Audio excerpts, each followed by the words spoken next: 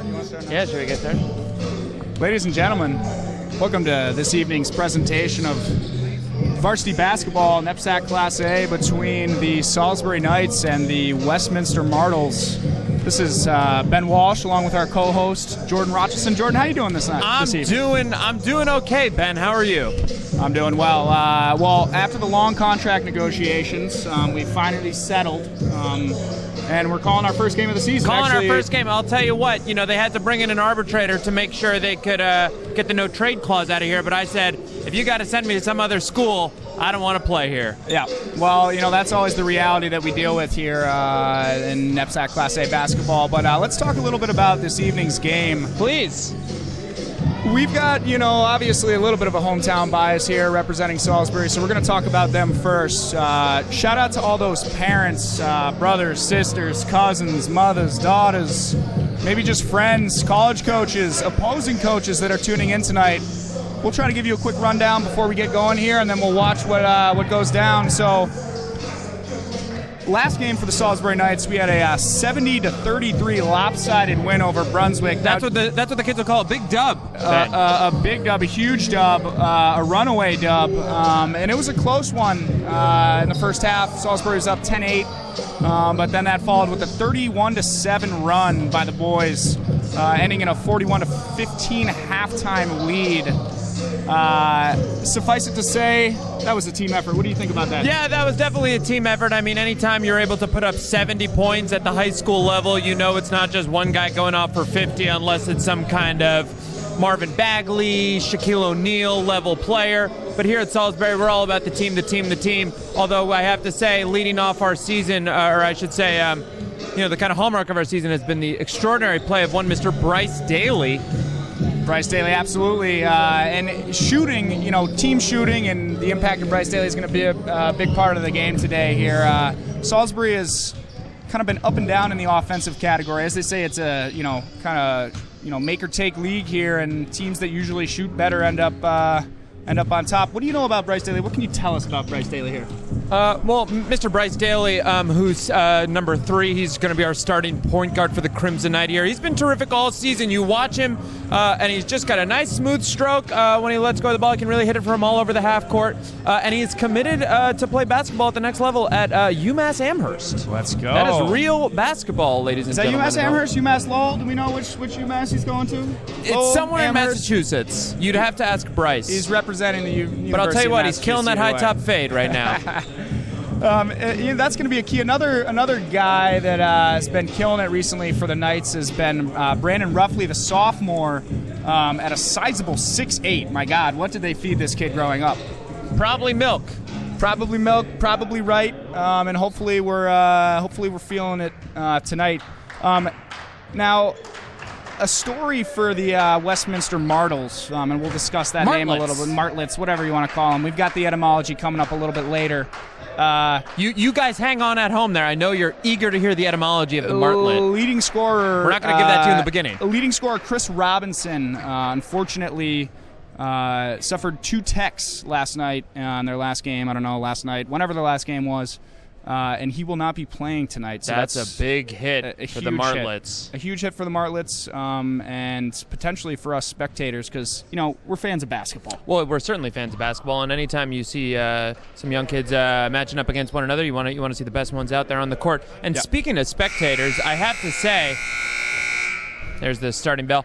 You have to imagine that the Salisbury faithful here at the Hilltop, they're going to make an impact on this game. Our reputation here is loud, and we certainly get involved. Yeah, it's a little bit of a gray zone, and we hope that all our spectators out there are behaving in the way that their teachers and parents would feel comfortable, but at the same time, you got to make them feel uncomfortable at a certain point. 100%, and it looks like we're just about ready to tip off here. Our ref this afternoon is about to throw it up to number 10, Brendan Ruffley, and number 21, Kyle Hoffman, the 6'9" center out of Staten Island, New York, who's suiting up for Westminster today. And we'll just get you started here in just a moment. Shout out to, by the way, Salisbury Stats and Info for all of the information that we've got here tonight. Shout out to John O'Connor, who printed these leaflets, and to Proctor Smith for providing a lot of the past game intel, because as we said, we were on strike for pretty much the whole season, and we've been following it loosely. But you don't necessarily want to read about that stuff when you're, in contract negotiations. Certainly not. Fraught with anxiety. But now that that's all cleared up, we can get to some good old-fashioned basketball here on the hard court, here on the Hilltop, Salisbury, Connecticut. Here we go, and the tip-off coming to you live.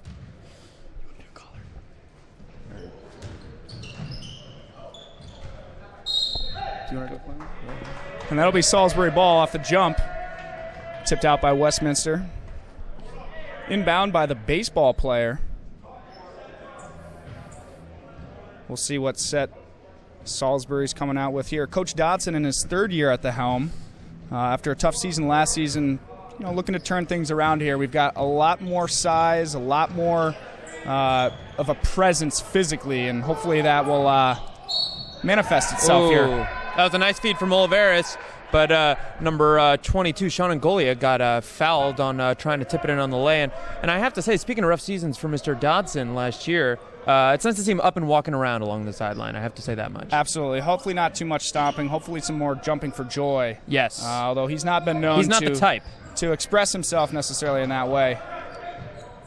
Nice ball movement here early by Salisbury. Out to Ngoglia, swinging it around. Great cross-court pass by Daly. You got to love the ball movement just to start off the game there. You'd think that, the young hotshots that come out here and they want to make a statement, maybe going for a three or a dunk. But I saw 5 passes on the last possession, but Salisbury unfortunately couldn't convert for the 3 as Westminster takes it up. Crimson Knights giving some tough defense in the ISO. Oh, and then they get the steal from McQuaid, who drives down to the other side of the court. He's going to try and lay it in. And he gets it to go. Yeah, that's classic weight room right there, Justin. I tell you, he's putting it in. A lot of these basketball guys, you go in the gym, they're there all the time. Even though it's the season, they're staying strong. So look to, again, physical presence is a big key of the game here today. Westminster jacks it up for 3. Can't get it off the front of the iron. Daly's going to take it up to the other side of the court. Number 3 going around the arc. Passes it up to 10. Who's going to drive in. Kicks it out to McQuaid. McQuaid up top to Daly. Passes it again to McQuaid, who jacks it up for 3. It's good. Look at that beautiful stroke from the kid there. As they say, just a little flick of the wrist. That's all it takes. Now, it's interesting looking at Westminster here. They're coming out, definitely a little bit of a lack of size here. They've got a couple players that look like they're just around the 6-foot range and a couple bigger guys, but Salisbury really dominating the boards here early. And I'll tell you what I like about Brandon Ruffley, who we mentioned earlier, that sophomore, number 10. He handles the ball well for a big man.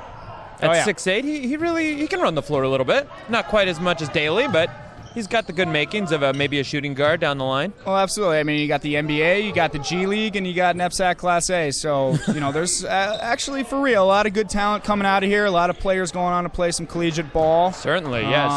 Oliveris with a nice rebound on that last possession. A couple of actually former Knights in the NBA, actually, as we speak. So that's always good to hear that those guys are. Yes, sir. I can't tell you the names right now, but we'll get that next commercial break.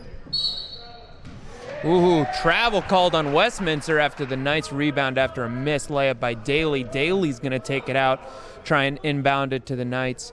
About 13 minutes left here in the first half, and the Knights are up 5-0. That's what you call a barn burner in the NEPSAC. Yeehaw! Oh, sir. Tough call there. Is that offensive 3 seconds? I think that was an offensive interference of some kind or other. Interesting. Well, you know what? Players in the NBA haven't been happy with the reffing recently. And tell me about it. But I tell you, the refs here for New England, generally speaking, I think they do a good job calling the game. And hopefully, the Knights can get themselves in a position where they don't have to worry about something like that. But And most importantly, that no matter what happens, our Crimson Knights are able to behave themselves, which they've done a fairly good job of this year as far as I've seen. Westminster kicking it around the arc, getting nowhere with some stifling Crimson Knights defense. Oliveris going up against the 6'9 center who, just can't get it to go. Tried to get the tip in, but Westminster can't get it. Ruffley's going to take it up to the half court. Yeah, and Salisbury really being deliberate about the attack that they're putting in here. Pushing the ball early but not forcing anything. Giving themselves time to set up the offense that Dodson drills them through every single day. And he's quite a cerebral coach, so you better put that play into effect. Otherwise, you might find yourself on the pine. We actually don't have wooden benches. We've got foldable chairs. But does I think the expression still holds, Ben? Yeah, it still holds. Okay, and great. The term duster still holds as well. But again, hopefully we can get some of those guys off the bench. Kind of open up the lead in this game a little bit. I particularly am looking forward to hopefully seeing Seth Gelwag. He's shifty. Who had a good game last game. Saw his just first rims time. in and out for a 3. That was number 22, Sean Ngolia, with the nice corner 3 look, but just couldn't get it. Oof. I'll tell you what I'm liking about this Crimson Knight defense. They're forcing into him a lot of ISO playing. They're really a nice lay-in from Daly as he runs the full length of the court. Tell you what, Ruffley's got about 5 boards already. Wow. Again, that's weight room.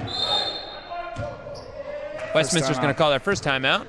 What are you seeing so far, Ben? You know what I'm seeing, actually, is head coach, who we got here? Head coach for... David Pringle. David Pringle. No association with the very, very popular candy bar, Pringle candy bar. Is that we're talking about the chips? What did I say? Candy bar. It's all good. The chips. What I wanted to say was Dave Pringle has some nice shoes on. A lot of coaches kind of go with the standard leather shoe. Those look like... I got to tell you those look like some Jordans. They do look like some Jordans. We'll be sure to ask him later on when he's not in a huddle. What if you were a coach, what you are a coach? What's your kind of footwear of choice? I'm the third squash coach. What do I wear? I'm a big devotee when coaching. Saucony. Saucony? I thought it was Saucony, or is it Saucony? Either. Okay. And when I'm teaching, I like those pumps from the 90s where you would actually pump up, yeah, exactly those. And then sometimes you could do it too much and explode. Those are what I like to wear to teach. All right, well, Hanukkah gift for next year. We'll see. Salisbury out on top here, 7-0. And anybody sticking out to you yet, Ben? Again, I think a lot of this comes down to how roughly and Daly play, and then certainly those other guys making sure that they're playing their roles well. It's a great steal there by Olivares. Olivares, who's down 4 inches from the man he's guarding Hoffman, but has really made his presence known. Daly on the dribble. Great pass. Nice roll to the hoop. Almost the end one for Olivares. What do you see from Olivares? Olivares, he's only 6'5", but he's playing the center position. I've seen him shoot around before in practice, and he can really shoot from all over the floor. I think he is a bit of a playmaker if given the opportunity to do so. Yep. Here he is at the charity stripe.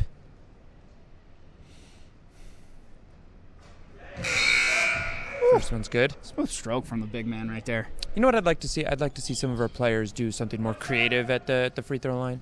Like Dwayne Wade does a really cool... little spin. He did a little spin. Yeah. Well, they say that... Oh, wow, look at that. Both good for Olivares. Olivares, I think, has been a little bit frustrated with the lack of kind of focus on him and his ability to score, but...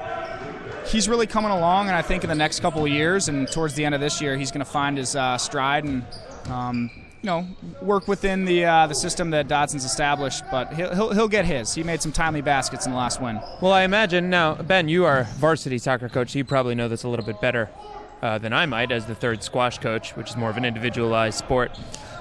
Coming in, you're a young player, you got talent.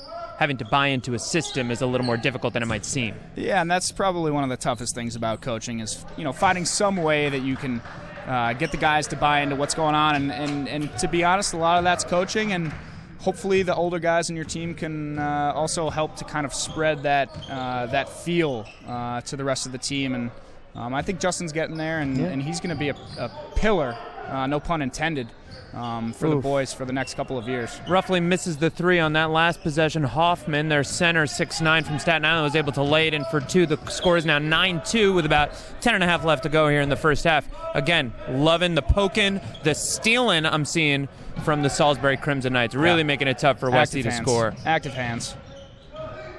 Ooh, with a behind-the-back feed from Bryce Daly. Hoping for that 3 in the corner. Olivares for the long 2. That is what you would call a low percentage shot for any player, Ben. Yeah, we got the stats guy here, huh? Yes. Yes. Well, by now I think it's interesting to see how kind of what's going on in the NBA with all the deeper analysis when we look at numbers, how it's actually kind of finding its way into the high school game here a little bit more. Any long two is generally an ill-advised shot. Kyle Hoffman tries for the jumper from the free throw line, couldn't get it. Egolia taking it up.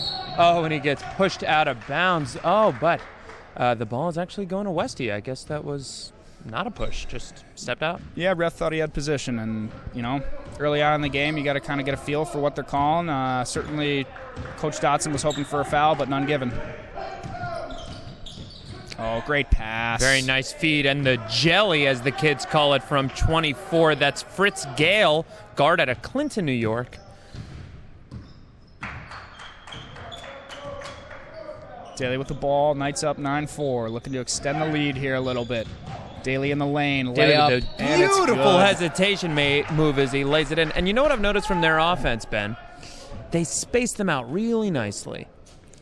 Yeah, they're putting four across and then allowing some space for their guys that can drive. If your plan is to have Daly on the kind of drive and kick or drive and take it to the rack, generally speaking, that sounds like a good strategy to me.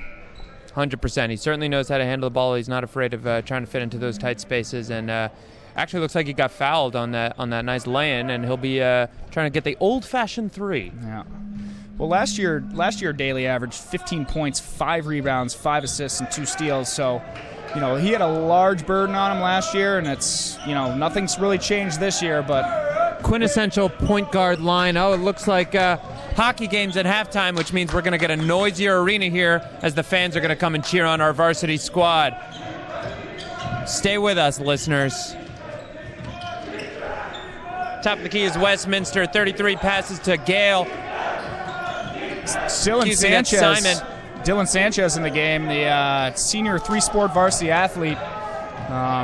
He's a good mixture. Daly with the behind-the-back feed to McQuaid, who didn't have the time to lay it up.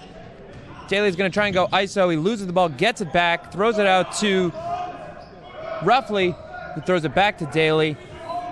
Daly almost toying with his man. And goalie is going to try and lay it in.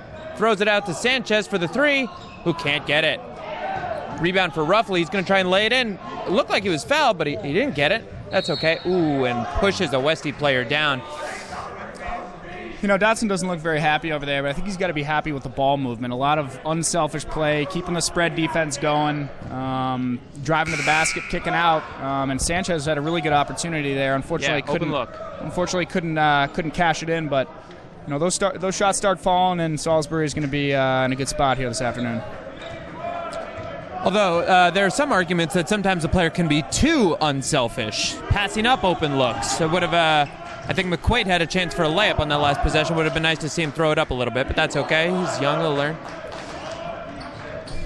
He's going to pass it in for the nice feed. Oh, but Angolia fouls number 12. That's Max Brigham out of West Hartford, Connecticut. Yeah, Goglia is really bringing it here this afternoon. He's found himself on the boards a couple times, and if you're going to foul, you know what they say. No. Might as well foul him hard. So who says that? Mr. Johnson says that. He's in charge of our AV here. For those of you watching at home. Well, what they usually say is not appropriate for the airways, and we keep it PC here. 100%. So now in the game here, we've got Winston Jules, the speedster, out of Brooklyn.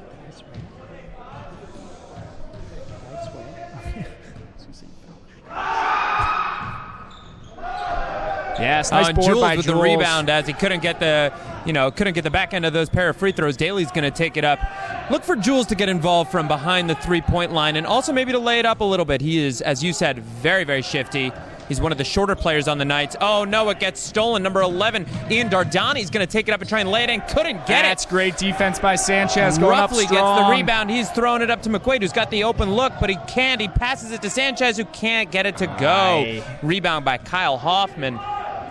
That's great play by Sanchez, though. He made the defensive play, got in the offensive, attacked the boards. Fortunately, couldn't get it to go. And Daly with the rebound. You know what I like about Daly? He doesn't mind going up to try and get a rebound. He's a bit tall for a high school point guard. He's standing out there at 6'4". Another player you might be familiar with stands around 6'4", Mr. Russell Westbrook. I'm not saying he is Russell Westbrook, but I'm not saying that. Jules, nice handles in the lane. Jules, representative for the JV basketball team the past couple of years and got the call-up this year, and I think he's been a great addition. He's a good glue guy. And, Sanchez with a beautiful poke to try and interrupt a pass. Sorry to interrupt you there, Mr. Walsh. No worries. He's a glue guy. He plays for the team. Daly with the beautiful reverse layup. You know what I noticed about Daly? Every time he goes up, his body control is really beautiful. Absolutely. That's what it's going to take here. I mean, you come into the lane, and granted, there's no Dwight Howard in the lane there for Westminster, but you got to expect contact, and that's part of the game. Ben, I would do what they just said in the film world. I broke the fourth wall. I looked right at the camera, and I'm sorry. Oh, what's up, camera? Shout out to all those opposing coaches out here that are looking at this feed to break down film against Salisbury.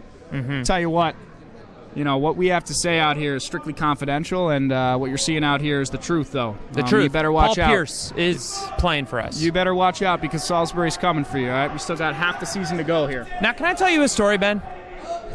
Yes? I just threw out my Christmas tree today. It's a month later. And I am not lying to you. A mouse had been living in there.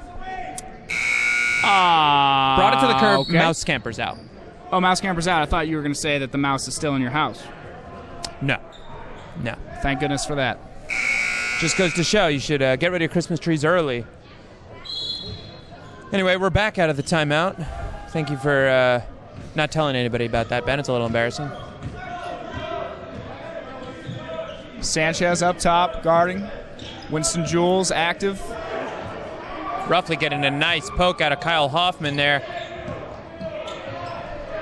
And there it is, Jules again. He's everywhere since coming into the game about a minute ago. Oh, Daly is getting trapped, but he doesn't lose his handle. That is unbelievable. He's got those long arms, tries to cross up his defender. McQuaid from three, corner three, can't get it. I'll tell you, our Knights have cooled off considerably since the beginning of the game. But I'll tell you what I like. They're still shooting. They're not taking safe shots. They're taking the good shots. Yeah. Well, McQuaid, that's clearly his corner. That's probably about his third or fourth shot from there tonight. And hey, as long as he's open, you got to kind of keep going with it. And I'm sure that they'll drop at some point here. It's worth noting. Bryce Daly for three, wide open. Rule number one from the crowd saying you never leave him open, which is true. Tavian Montez, who's been playing almost shut down Dion Daly, had been doing really good. A little bit of a mental lapse, standing 5 inches shorter than Daly, but really holding his own here. Yeah. Nice switch there from the D. Jules poking the ball out, making it go out of bounds on Westminster. Oh, but they're going to give it to him, saying it was poked out by Winston Jules. We're going to get a change up here. If they could come back and look back at our live stream footage here, I think that they should. They would see that would go the other way. But hey, up 12, that's what you're going to get. Those are the kind of calls you're going to get. Well, I'll tell you what. The ball don't lie, and they just missed. And so that, to me, in the words of Rasheed Wallace, Jules trying to draw the foul, can't get it. But Westy steps out of bounds. It's going to be Crimson Knights ball with 25 on the shot clock, 5 left in the quarter.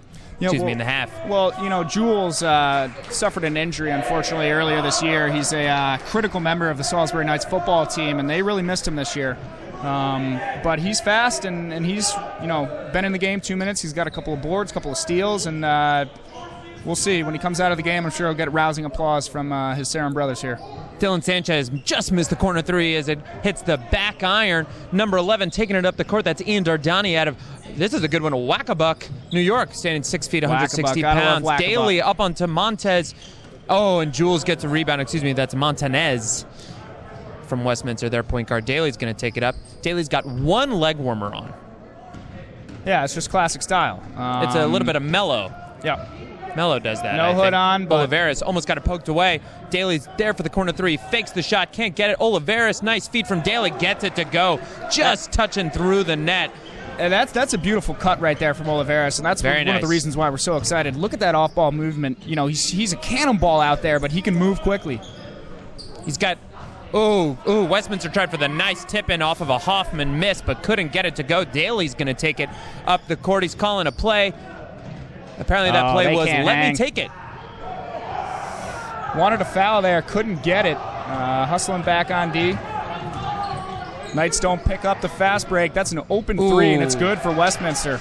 And we're hitting up at 19-5 with just under 5 minutes to go left here in the half. You got to think Westy's going to try and cut that lead with a couple of open threes. I'd like to see maybe a little switch to zone here. Prevent that.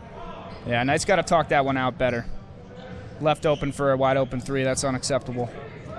Daly for three. Daly misses the three. It's Sanchez going to try and take it up. He loses his footing and the handle. The ball slips out. It's going to be Westy ball. 4 minutes to go in the half. Yeah, looking like Mario Kart out there. Looked like somebody laid a couple bananas down. Sanchez got to check those tires. But those are some fresh shoes right there. Look at those. What is that? Teal? How would you describe that color? Teal. Teal.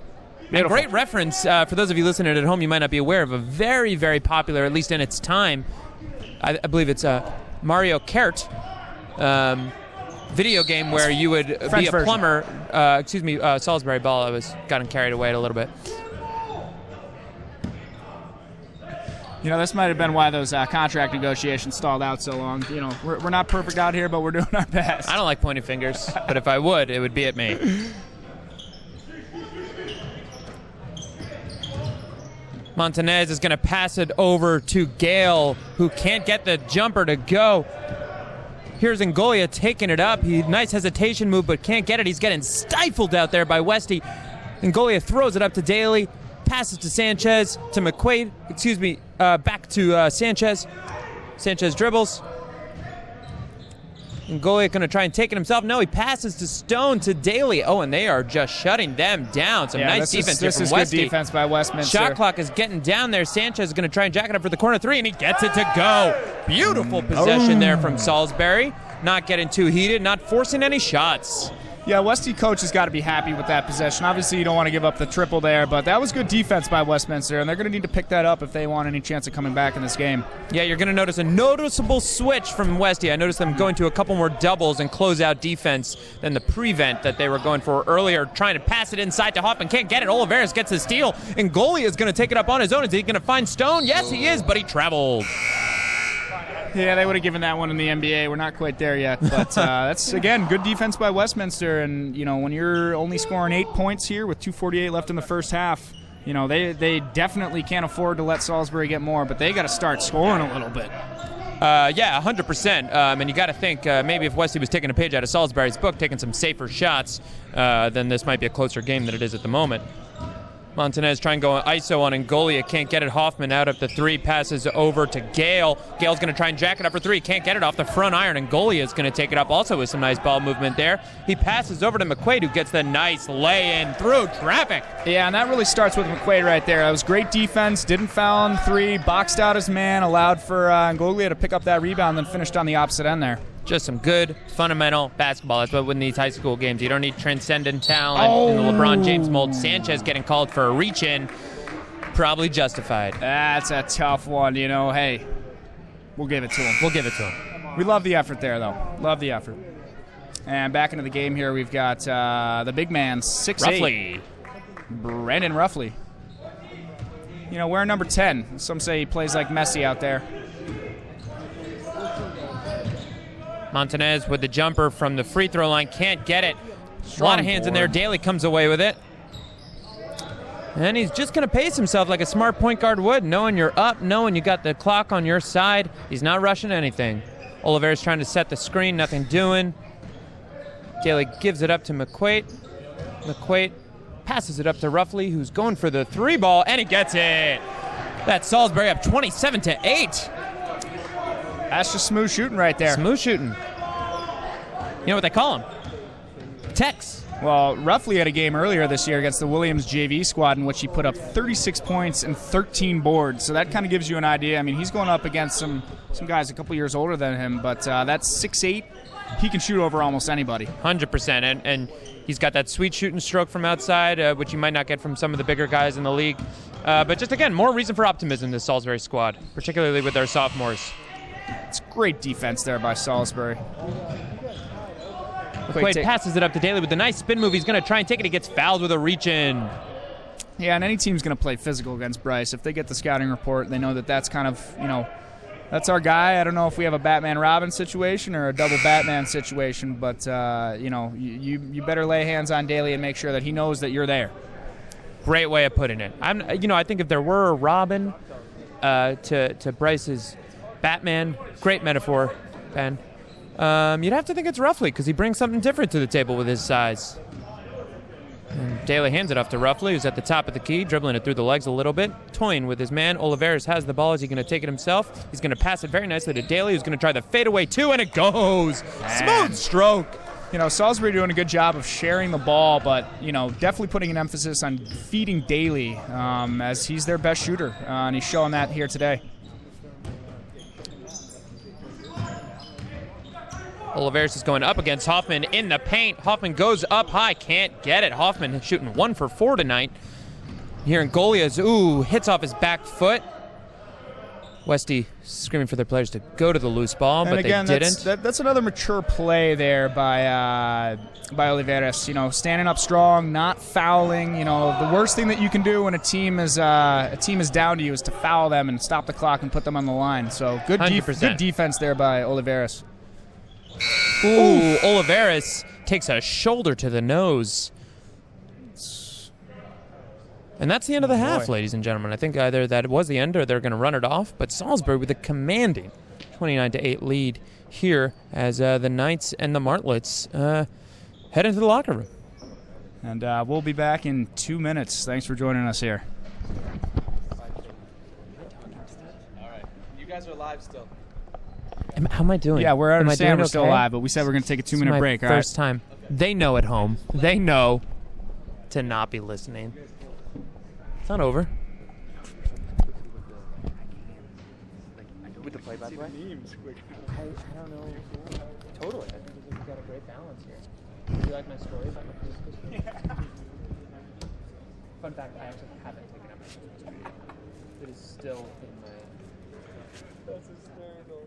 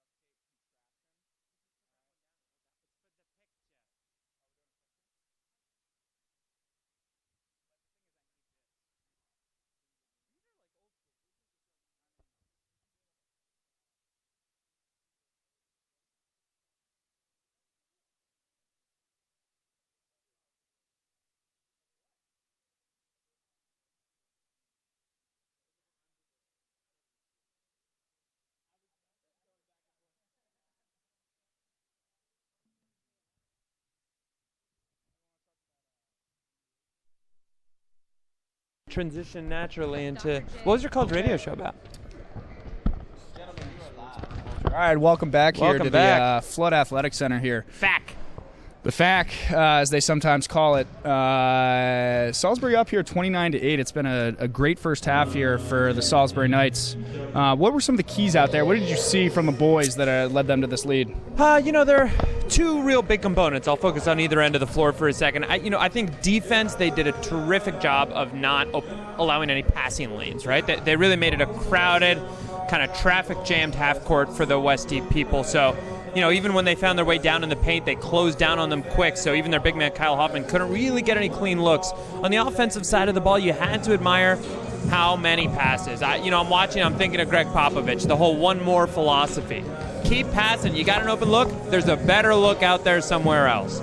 Yeah, I tell you what, in my opinion, defensively, and I agree with what you had to say there, not fouling. The boys are clearly doing a good job of staying straight up, getting the hands in the face, but not hacking. And that's what you got to do against a team that is missing their best player, actually. Yes. We talked to assistant coach Gregory Williams. First of all, shout out to all the assistant coaches out there. You guys put a lot of hard work in and don't always get the praise, but we got love here for all the assistant coaches. But Coach Greg Williams told me that Chris Robinson from Westminster is their leading scorer this year.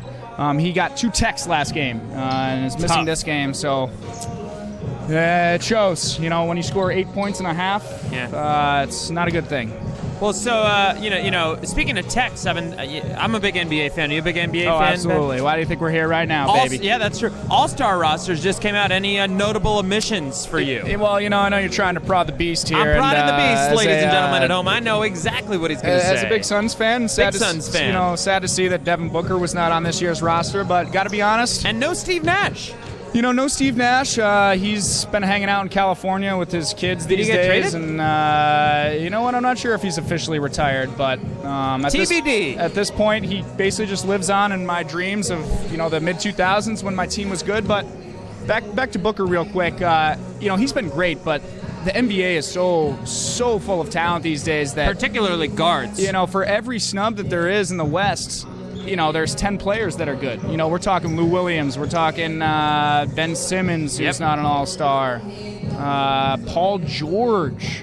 Well, George is admittedly having a down year, but I know what you're trying to say. Yeah, he's leading the league in steals. And, Is he really? Yep, absolutely. So there are a lot of deserving players out there, but when you actually look at the numbers, I think next year, once Devin starts to play make a little bit and up his defensive game, then maybe he'll be in consideration. But for now, unfortunately not. I also think it has something to do with the fact, and you mentioned this, which is that we're in a pseudo-golden age of basketball right now.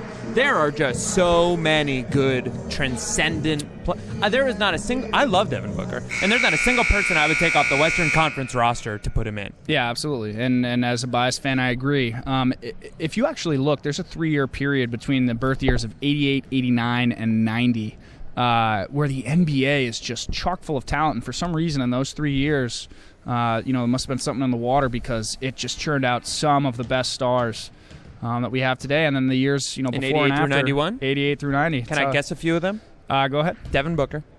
I don't think so. He's too young at this point. So you'd be between 25 and 27, approximately. Yep, because Devin Booker is, just turned 21 this year. That's outrageous. I always thought that was so funny when Kyrie Irving won the Rookie of the Year. He was 19 years old, and I thought, man, guy can't even celebrate with a glass of champagne.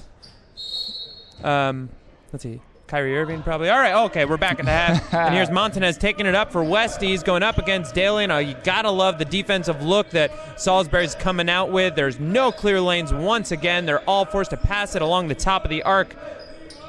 24, that's Gale. Jumped it up for the long 2. Can't get it. It's going to bounce out. Westminster's going to try and throw it back in, but Daly intercepts the pass from a leaping number 12. That's Max Brigham.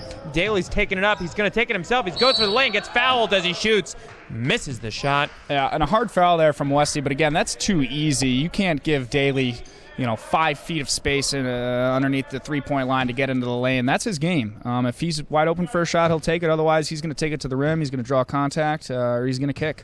2 shots. Ching!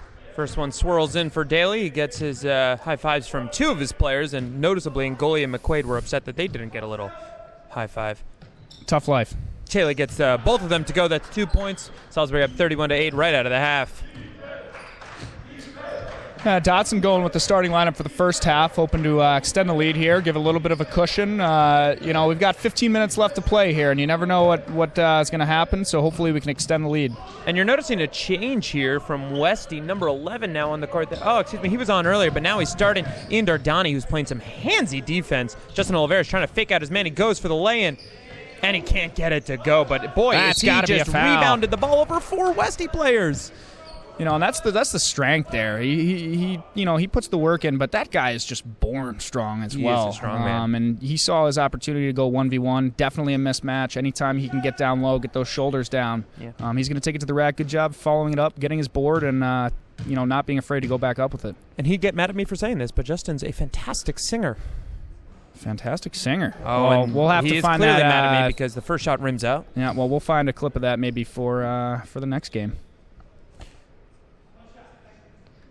Speaking of fantastic singers, my co-host here, Jordan J. Rock Rachelson, is also a fantastic singer and the leader of the a cappella group here at school. This is true. We have a rehearsal tonight. Big stuff, big stuff. Are we going to see you guys at halftime of any of these games anytime soon? Yeah. Hopefully, maybe in the spring term. All right, it's a deal. It's a deal. All right, Westy's taking it up. Ian Dardani's at the top of the keys, going to work on McQuaid. He can't get anything going. Number 12's dribbling up against roughly. Gale is trying to dribble against the goalie. I think he's going to get called on I guess that's a defensive Yeah, we got foul. bouncing off of Oliveras out there. Just bouncing off of Oliveras. I mean, that's just true strength right there. Bouncing like a basketball. Yeah, bouncing around. What was that? Yeah, that's some song I heard on the radio the other day. Did you really, or did you make it up just now? You can Shazam it. I will. Shazam, a very popular app. Lets you look up a song just by hearing it. I highly recommend it. Ian Dardani's going to go for the inbound here. He's going to look for his man, number 22. That's Montanez, their point guard, 5'11", going up against Bryce Daly, 6'4", although Montanez's hair gives him an extra 3 inches, so they're evenly matched there. Dardani's going up against McQuaid. He gets set off the pick. Oh, but a bad pass. Montanez picks it up. Montanez at the top of the key now, again going against Daly. 15 on the shot clock. Gale's outside of the arc. He's got Angolia on him. Oh, and they got a nice double on him. Oh, but a nice feed to Dardani, who can't get the 2 to go. Oh, and it falls out of bounds, and it's going to be Salisbury ball. You mentioned an important part there about Montanez's hair. It's really critical what decisions you make as it comes to your mop, to your flow, to your do, whatever you want to call it. 100%. And the boys from Salisbury representing well. We've got a couple of different dudes out here, but on Oliveras. Best believe they're representing out here. Daly with the fade. I wouldn't mind like a little bit of Allen Iverson braids. Oliveras for the long 2 after the feed from McQuaid. Can't get it again. Not a high percentage shot, but Golia with the rebound. Roughly's going to take the corner 3, and he gets it to go. Roughly with that outside range and room to grow physically. Yeah, and Goglia has been everywhere today. He's been doing a whole bunch of different things, rebounding, playing defense, as you see right there. That time, gets the board, dishes it out, sets the pick. So he's really, kind of come along and has been an important third part of this team here. And this just goes to show Salisbury's got a tremendous amount of potential. When they're firing on all cylinders, it's hard to see another team beating them, and yet we are sitting at 13th in the A side of the league, and we'll see if we can make that bounce up before the end of the term. Yeah, long way to go. McQuaid's going to work on Montanez. Dribbles, gives it off to a goalie who's going to take it himself, and he gets it to go right over 4 Westminster Martlets. And Goglia wanted a foul there, didn't get one. Ooh, bad pass from Dardani, and Golia picks up the loose ball, throws it up to Roughly, who's going to take it himself with a nice Euro step. Oh, he gets fouled as he shoots, but can't get it to fall. Yeah, and that's shots. That's really been the success here for the boys. Not settling on jumpers, for the most part. Taking the ball to the rim has really been beneficial to the Knights out here tonight. So hopefully they keep doing it. As we see a couple of Knights checking in here, we've got Sanchez and the big man, Zach Banks. You may have seen or heard Zach Banks around campus. And you know why they call him Banks, right? His last name. Because he's Cash Money. Here we go. So is his last name not Banks? His last name is Banks. So just a coincidence. It's just a pure coincidence, but it's not a coincidence. 2-3, that number he's got on his jersey. With a nice swim move inside. Zach Banks plays football, and boy, does he play basketball like he's playing football. but he is, he's big on the football field. He plays linebacker. He's committed to the University of New Hampshire in the fall, which the Wildcats get a lot of Salisbury players. Our very own head of our JV team, Mr. Brent Barbado, giving him a shout out. Absolutely. With UNH himself. Absolutely. Ooh, bad pass inside from Westy. Kick ball. It's going to stay with Westy. I think it went off Ngolia's foot. Score's 39-8 at this point. Hoping to see a few more Knights come off the bench, as we mentioned earlier. Little Philo, little Parker Stone, little Seth Galwark hasn't even touched the and the people were calling for Philo earlier in the game, so hopefully we can see him. He Coach Dotson always talks about he's got a good head on his shoulders. He really knows the game well. Westy's going to throw it around the arc, looking for an open man, finding nothing. Hoffman's going to work on Banks. That's a mismatch that Westy should exploit, but they can't get it to go. Banks can't get it. Oh, but it looks like it goes off Hoffman's foot. It's going to be going Salisbury's way. And just for an update for those of you listening at home and are eager to know the score of the hockey game, Salisbury's up 3-1 over the Gunnery with 7 minutes left. Ruffley's going to take it up, dribbling up, looking for a man. Sanchez is calling for it. Ruffley's calling a play. Again, he can go to work if he wants. Banks gets the ball poked away from him, and that's Gale who's going to take it and lay it in for 2 on the other side of the court. For those of you listening at home, this is Westy's first time breaking double digits. But you know what? They still have time. There's 12 minutes left on this game here, Ben. Yeah, usually good defense leads to good offense, and that's probably, I think, the first fast break points that we've seen here from Westy tonight. They've really got to, pick it up on the defensive end and hopefully lead to a couple fast breaks. Zach Banks playing hungry down in the paint. Can't get the rebound, but it bounces out. It's going to be Salisbury's way off a Daly miss. Daly took not one of his better shots. It was looking for glass off the mid-range jumper. Couldn't get it, but Daly's going to inbound it. Probably to roughly I bet you $1 million. Shooter's going to shoot. Shooter's going to shoot, as they say. Almost a 3-second violation there. It goes to Sanchez. That deal earlier was not binding. Here's Ngolia at the top of the key. He's going to work against Missy. He looks like he's going to drive roughly. He's taking it in. Daly, as the shot clock winds down for 3, can't get it to go off the front of the iron. Yeah, and Salisbury using all the time they can. No rush here. Might as well get the shot clock going down to the very end and get up a good shot. Not a bad look there for Bryce Daly. He can knock those down. But here's hoping Salisbury doesn't get complacent. Because when you get complacent in a game like this, where there's still time on the clock, you never know what can happen. Kyle Hoffman getting his own rebound, laying it in, and that's exactly what I mean. Where was the pressure defense on Salisbury that we've come to know? And where has 21 Hoffman been all game? I mean, he's showing some nice flashes down here. They got to feed him the ball. Well, I'll tell you what, Oliveris was really making his life difficult earlier. That's true. Big man Oliveris. And you'll notice that Westy has switched to the full court press. The beautiful feed from Zach Banks to Ngolia, who gets fouled on his way to the hoop. 2 shots.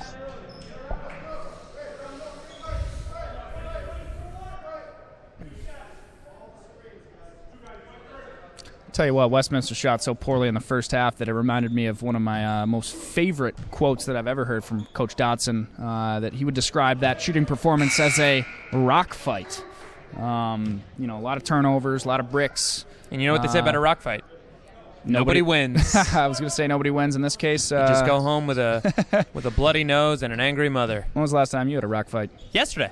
Well, they do call you Jordan Rockelson for a reason. They sure do. It's not a pun. It's real.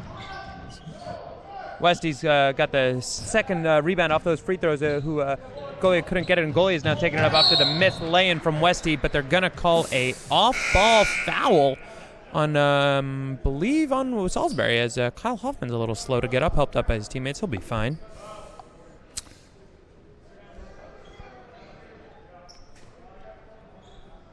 Good turnout here on a Wednesday afternoon. Yeah, not bad. I mean, anytime you have a couple of varsity sports playing, this is the spot to be.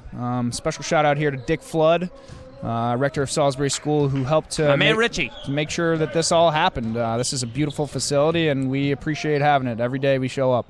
And if you've never been to Salisbury, never been to the Hilltop, boy, you walk into this athletic center, and it's a spaceship. It's a spaceship. It is a beautiful, beautiful spaceship. I'm telling you, one day it's going to just pick up and maybe fly away. Interesting. Yeah. Got poked out there by Zach Banks off the inbound from, that's on Forrest Gale. That is Simon Aber. Yeah, and it looks like Salisbury subbed in a couple of guys off the end of their bench here. We've got, as previously mentioned, South Gelward. South Gelward making his first appearance. Class of 2020. He is a sophomore. Yeah, and Seth has done well for himself here. He's actually a three-sport varsity athlete as a sophomore. He represents the soccer team and the tennis team. Last year was the MVP on the tennis team as a freshman. I did not know that. So he is a gamer. Drains it from three. That was Simon Aber, who checked in recently. Jules is going to inbound it to his friend Dylan Sanchez, who's going to dribble it up. Number 2 out of Brooklyn, New York, Flatbush. Dylan Sanchez going to drive himself. He gets stuffed at the rim, but get called on a foul from 23 off of Westy. It's number Riley Larson. Yeah, and this is why you got to always be paying attention in practice, no matter what your role is. These are guys that, don't get a lot of playing time, but they come into the game, and Westy's hitting them with a full-court press right off the bat. So you Making them uncomfortable. You better be paying attention in practice so you know how to break that. And Coach Dotson drew it up well there. Salisbury easily broke it. Sanchez gets the first of his 2 free throws. He's looking for his dabs from his teammates. Only gets 1, Zach Banks says. Maybe later. Yeah, well, Sanchez was also looking for a pick on that last or some cutting, and the boys got to kind of wake up here and move. Ooh, foul on Salisbury trying to get to the rim. Banks. Got to love the aggression there. Gotta love it, but, it's much like in football, if you use it in the wrong way, it could really bite you. Like if you over-pursue the runner and you take a bad angle, hoo boy, that's 6. And he's a defender, so you don't want that. Anyway, back to basketball. Zach Banks trying to box out his man, number 12, driving out, going to get a personal foul for the hip check. Yeah, Banksy checked in. Refs had their eyes on him right off the bat. Salisbury Westy going to inbound it. That's Forrest Gale throwing it. Excuse me, that's Simon Aber throwing it in. I confused him. Number 33, top of the key, passes it down low to 12, who gets the easy lay-in after going under Sanchez and Banks. Let's see if they go again with the full court press. They do, of course, making it just much more difficult. Now, the dangers of the full court press is, of course, that you're leaving fewer men on the defensive side of the ball in the half court. So you might force a turnover, but you also make it a lot easier for them to score if they get the ball across the midpoint. Look at the handles from Gelward. Not comfortable bad. as ever Again, out there. Shifty. Zach Banks fakes the pass. Can't get it to go. But he gets his own rebound and lays it in off the glass. Zach Banks. Yeah, that's an unfortunate mishap there for Westminster. Just got caught napping there, and Banks takes it right to the rack. Simon Aber's going to work on Dylan Sanchez. Switch to Winston Jules. Simon Aber again trying to cross him up. Passes to Montanez, who's going against Gelward. Banks is going against number 12. That's Max Brigham, who goes in, can't get it. Banks gets the rebound, passes it way up to Sanchez, who's going to take it himself, is my guess. Oh, no, he passes it to Parker Stone, who gets fouled as he shoots. Yeah, that's a great unselfish play there by Sanchez. He knows how to play as a member of the team. As previously mentioned, three-sport athlete, but good job keeping his eyes open and giving his teammate an opportunity to get on the scoreboard here. Now, Ben, I have an update on the hockey game. Mia Johnson just whispered in my ear. Tied up.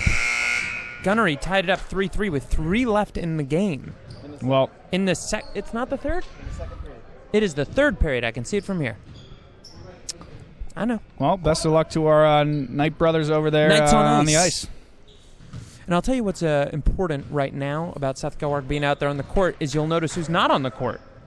Mr. Bryce Daly getting a much-needed rest after playing quite literally the first 25 minutes of the game straight. Yeah, absolutely. Knights play on Friday and on Saturday, and then I think again on Monday. You can check the schedule to make sure that that's correct there, Jordan. But they play a tough schedule, and there's not a lot of time to rest. There's also not a lot of time to practice, so every second out there counts running these systems. This is Paul McNamara going against Gelward, who passes it to Aber, who's going to work on Sanchez. Aber gets the pick, passes it up to 11. That's Ian Dardani. Ian Dardani going to drive himself, tries for the Euro step, but shot clock violation. Whoo boy, that's, you know what that means. It's great team defense is what that means. Fantastic defense from our Crimson Knights. I'll tell you another bad thing about full court press. Tires you out. See, I'm looking at Westy right now. They got some slump shoulders. They're a little tired. Oh, look who just checked into the game. Number 11 himself, Gil Gasana. Yeah, and Gil Gasana in the third game of the season had a great game home here against Berkshire. He had 11 points, a career high, 3 threes, so we'll see if he can make something happen behind the arc he's here. Sitting there, he's camping out in the corner 3. If Gelwar can find him, that's an open man right there, but he passes to Sanchez going pie. Gil's calling for it. Sanchez gives it up to him. Gil throws it away to Gelwar, who throws it down low to Banks, who could take it himself if he wanted, but he gets fouled as he shoots by 24. That's Fritz Gale. Yeah, he's got to take that one strong there and expect that he's going to get fouled. Ultimately got what he wanted, but great passing there by the Knights. 2 minutes left in the hockey game. You got to think the Knights don't want to tie this one after being up for 90% of the game.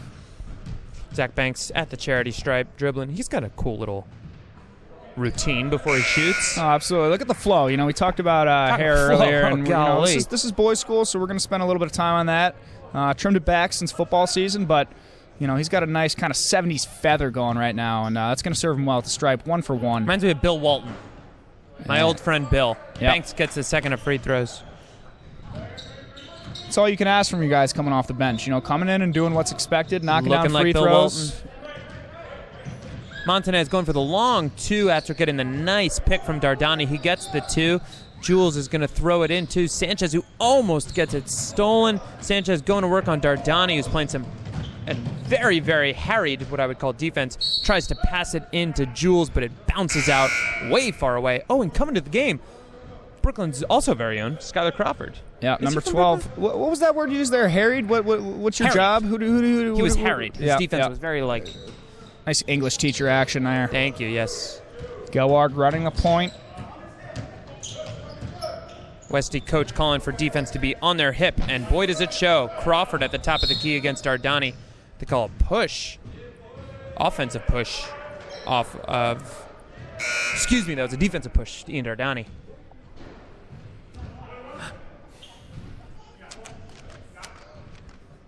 One minute left in our hockey game, and oh boy, is the Flood Athletics Center a little quiet at the moment. Crawford at the line, Crawford. shooting 2. We don't even have to say anything about that, dude. That's just crisp right there. Skylar misses the first of 2 free throws. That was a 1-on-1, so it's going to go Westy's way. That's number 14 going against Gil Gasana. 14 is, of course, Simon Aber. Bloomfield, Connecticut, just down the road. He's got some good range on him. Diversity. And he got fouled by Gasana, so he's going to go for 2. Big shout out here to Dr. Jeff Rosano at the scorers table. This man, encyclopedic knowledge of everything. Yeah, and he's actually the school's historiographer, I guess you could call it. Archivist. And he's putting together an encyclopedia of sports scores and teams from the past 50 years. Is this in any way different than the internet? When was the last time you went on the internet and found who was the head coach of the Salisbury Knights in 1962? So he's going to make that easy, and that'll be good for all of us sports nerds out there. For the record, I was not trying to deride the doc, who's wonderful. Just giving him a hard time. Yeah, this is actually the last year that Doc's going to be teaching history. He's been at the school since 1982, so shout out to the Doc. Not to be confused with Dr. J, Dr. Ian Johnson, who makes this live stream possible. So thank you, Dr. Ian Johnson. We appreciate you kind of allowing the people at home to watch their boys play and for allowing us to get up here and babble a little bit. And also, just for these of you listening at home, Dr. J, not to be confused with Dr. Julius Irving, who is not associated with the AV department at Salisbury School. Jay Pinnell is asking us a question. The question was, are we at the point in the broadcast where we're forgetting or losing topics to talk about? And I think the answer is no. I think we're doing good. We've talked about the internet. And actually here I think we're doing good. Although, it was Gelwarg's trying to go to work with 33. That's Eli Cohen. That's great hard play there by Gelwarg. He's getting a lot of pressure there, but keeping the ball close and keeping his body in between. Kicks it out nice to Gil Gasana, but not before drawing the foul. This will be Gelwarg at the line as Westminster is over the limit. How did you know that? Oh, look at that. There's a scoreboard right over there. You know what? I knew it because he got fouled on a non-shooting foul, went to the line. Couldn't tell you how many fouls it takes to get there, but it was enough, and hopefully Gelward can cash this in, raise his career average, which is sitting at 4.6 right now. Don't ask me how I knew that. I won't. Here's a fun fact. Here's a trivia for you. Without looking at your program, how far away is the furthest hometown of a player on either team? Gelward gets both. You'll have to give me a couple minutes to get back to that. Oh, on Salisbury. Just for those of you listening at home, the Salisbury hockey game is now going to overtime. What an exciting 3 minutes. Skylar Crawford is looking for some advice from Mr. Dodson, looking for the play to call. Gives it off to Winston Jules. Boy, is Westminster playing a different defensive game than they played at the beginning. Oh, and Banks fouled before he can get the shot up. Not happy. Checking into the game now, a fan favorite, number 30, Will. And it's tough to tell over there with Will if he's just flexing or if he's just stretching. Can it be both? I think it probably could be a little bit of both. So he's hoping to make his presence felt down low. You got to think Banks is going to be checking out after these free throws. Zach Banks makes the first. I'll tell you what, Zach Banks, he comes in, he's got that energy, but you know who he reminds me of player-wise? Draymond Green. He's got that energy, and that might distract from actual talent sometimes, but he knows how to make shots when the time comes. Yeah, and he's my guy. You know, if I got somebody going into the trenches to talk trash, he's definitely my guy. He's toned it back here. You know, when you're blowing another team out, kind of tough to get in their face as well. But Montanez with a nice spin move, but can't get the jumper to fall. Jules gets the rebound. Sorry about that. Crawford with a lane, pulls it back, smart, patient play. We're going to run play 4 here. Going to run play 4. Well, don't tell them that, Ben. Then they'll know how to defend it. It's not going to be play 4 next game. It's going to be Seth play had 2. An open cut from Winston Jules, but couldn't find him. Crawford sticking with that right hand like it's cement. Got to pass that.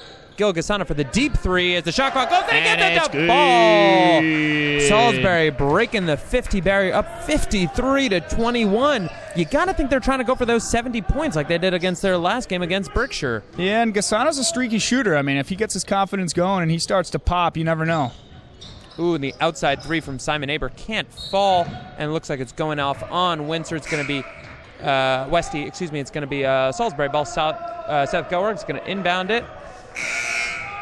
We got Will Philo in the game here, number 30. And again, we mentioned this earlier, but Will Philo, Coach Dodson, very complimentary of his understanding of the game. So hopefully we'll see some nice screens, some nice passing, maybe a couple buckets here from Philo.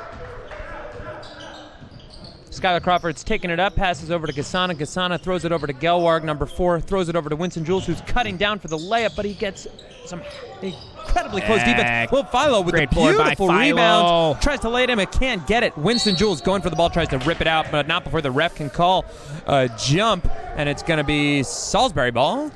And that's just textbook execution right there. A couple of off-ball screens that allowed Gelward to find Jules cut into the rack there. Yep. And good hustle play. Good to see that the Knights off the bench are still working hard out here, even though they're up 30. I was about to say, Ben, they're up 30, but Winston Jules, not only did he fight hard for that ball, he was frustrated when it was a jump ball.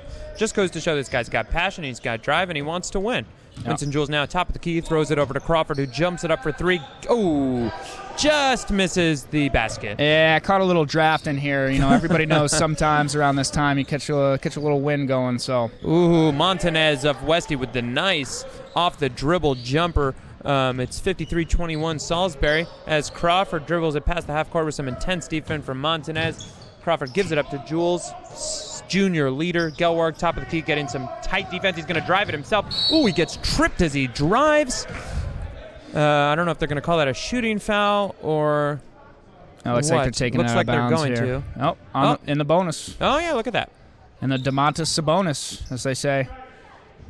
They do say that. Gelward for two shots. Again, Gelward just really showing a level of composure that you usually don't see out of guys that are in their first year as sophomores. Especially, he's a good athlete, but it's not as if he's not 6'8" like his fellow sophomore. He's got to work harder for it. So he's got to use his head. And he's been a good passer here for the boys. All right, Montanez driving up the court. I wonder if Daly's going to get any more minutes in this game, or Ruffley, or Ingolia, or any of our starting 5 for that matter. I can't see it happening. I think the Vegas odds on that are quite... Ooh, Jules called for the reach-in from behind. Not kosher, as they would say. Yeah, well, sometimes you're up big, you start to get excited, take some chances, and hey, this is the time to do it, but, want to be smart about it. Got to tell you what I'm disappointed in. Lack of dunks in this game. I think Montanez off the inbound gets the layup to go. Just a little sloppy defense there from the Knights, but that's all right. They'll clean that up in film. Yeah, we're currently tell you what I love about Mr. Dotson. He's just as competitive as Jules. He even though they're up 30, he's mad about the sloppy mistakes. Yeah, absolutely, and that's the kind of expectations and bar that you've got to set as a coach. It can be almost more difficult to play teams when, they're a little bit below your level, so got to stay up. Gelwarg looking for the inbounds. Gets it out to Crawford, top of the key. Gil Gasana going for three. Ooh, just off the front of the iron, but they're going to get called on I think Will Philo is going to get called on a off-ball foul trying to get that rebound there. Yeah, it looked like he went straight up, but again, up 30, Salisbury's not going to get any of those calls. But I did see him, kind of use that double flex over the head to drop the ball over his head. Maybe that's what he was warming up for there. Probably. Earlier our friend Jay Pinella asked, do you run out of things to talk about on this? And he said, Simon Aber just drained it too. Salisbury hockey just won in overtime over the Gunnery. Got to say, the best verb for that is they escaped with a win. Ooh, Seth Gelwarg driving to the hoop, kicks it out to Gilchrist, who gets called on a travel. I'll tell you what, they are quick with the whistle on travels in this league. Yeah, and it looked like he took a step. He wanted the shot, second-guessed himself, and stumbled over himself. But once again, Gelwarg just getting into the lane and dishing. Gotta love it. Number 22, Montanez going to work. Passes over to Aber, who's going to work against Crawford. Gives it up to Gale, who's got Philo's hand in his face. He passes it over to Montanez for the deep three, and that is also going to elicit a little bit of draft here in the Full Athletic Center. 3:40 left in the game. Salisbury up 55-27. This might be a great time to know, hey, Ben, what is a martlet? That's a good question, and we get those questions all the time here. So we'll break it down quick with the etymology of a martlet. The word martlet is derived from the bird known as the martin, with the addition of the diminutive suffix let. Thus, martlet means little martin. The origin of the name martin is obscure, though it may refer to the festival Martinmas, which occurs around the same time martins begin their migration from Europe to Africa. This heraldic bird are shown properly in English heraldry, with 2 or 3 short tufts of feathers in place of legs and feet. Beautiful pass from Skylar Crawford inside to Will Philo for the lay, and that was a gorgeous bounce pass. Sorry to interrupt this. Some might call fascinating etymological lesson. Formerly known as martlets, have such small legs that anciently they were believed to have none at all. The formerly supposed inability of the martlet to land is said by some modern commentators to symbolize the constant quest for knowledge, learning, and adventure.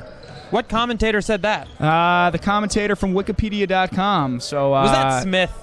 Might have been Smith. Might have been Smith. Oh boy, we went to grad school together, and he wrote his doctoral thesis about martlets. As a matter of fact, Winston Jules misses the lay-in, and let me tell you, boy, did he get called on plagiarism. Oh, absolutely. Nice pass there by Philo. As we said, you got to look for him to get the ball at the elbow there and dish. Ooh, nice pass inside for Westy trying to get the lane. Can't get it to go. Skylar Crawford with the rebound. He's going to take it up the court. It looks like he's got an open man, but he's going to take it himself. Little too much jelly on that one as he misses it. Jules gets the rebound, though. Gives it up to Gil Gasana for 3. Ooh, it is wet. It is good. It is all nets.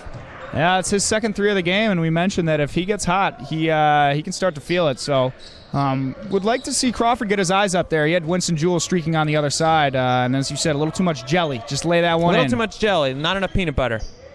Ooh, Will Philo with the poke, trying to get it away from 23, but he can't get it. 23 goes up for the jumper, also can't get it to go just along the baseline. But here we go, Winston Jules zooming down the court, going up against one man. Oh, and he gets big-time travel before he can get the foul call. That's a tough one for Jules. You got to think he's going to get frustrated by that one. Yeah, going for the Euro step right there. But, these aren't FIBA refs. They're not quite as familiar with the European game. And, Winston clearly been watching some NBA action. Couldn't get the call there, though. Ooh, Montanez wide open for 2. Can't get it to fall, though.